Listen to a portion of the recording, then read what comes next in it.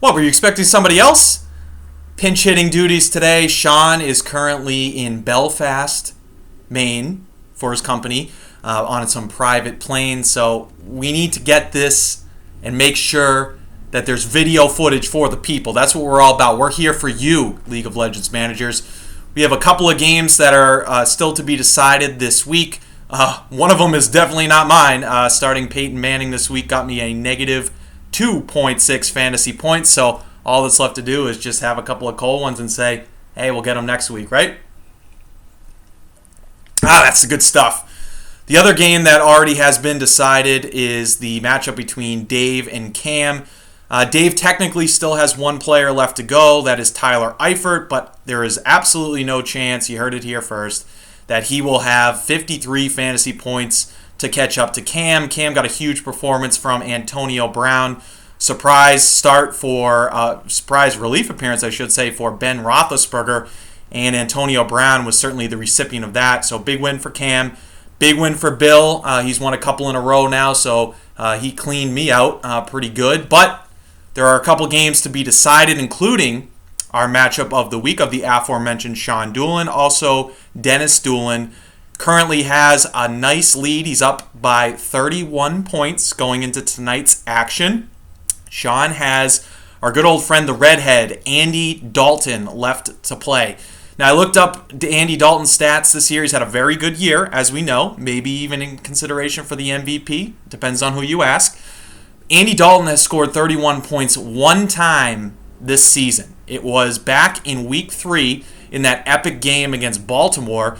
Dalton threw for 383 yards, 3 touchdowns, and an interception. So Sean's certainly going to need a little bit more of that redhead magic in order to catch up with Dennis here, or he's going to lose this matchup.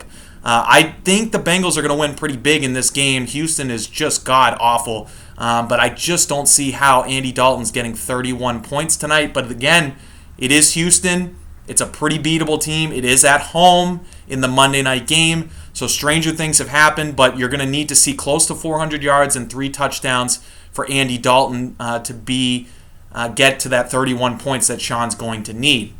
Another matchup that is still to be determined right now is between Ryan and Steve. Surprising that this has come down to the wire here, but so it goes in fantasy football.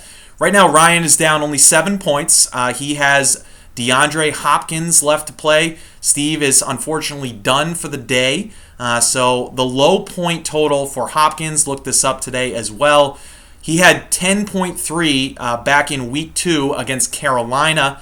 Certainly the Texans are going to be down in this game. They're going to be throwing the ball a lot, and Hopkins is the number one receiver on that team.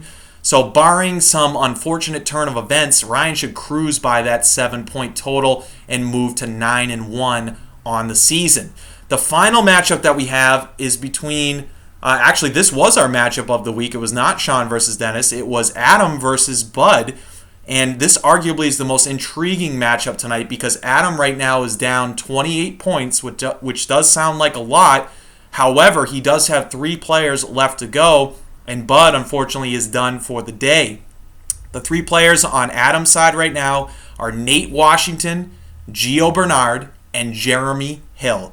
According to Yahoo, Adam is projected to win by 9 points. So if all goes according to plan, Adam should get this one. Unfortunately for Adam, he has that handcuff situation. He has both Gio Bernard and Hill. Certainly they play the same position for the same team.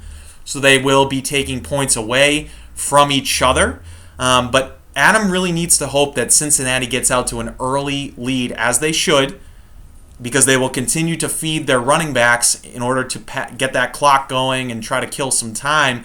And at the same time, on the flip side, that will also work out for Adam because Nate Washington plays wide receiver for the Texans. They should be throwing the ball a lot, and he should get some touches in this game.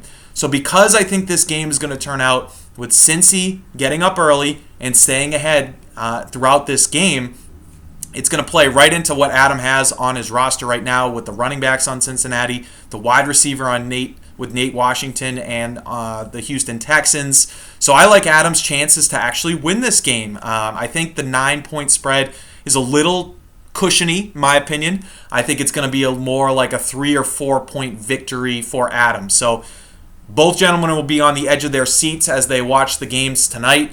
That's really what we have going on right now in terms of the Monday night what to watch for. Hope you enjoyed this segment. And of course, as always, enjoy the action.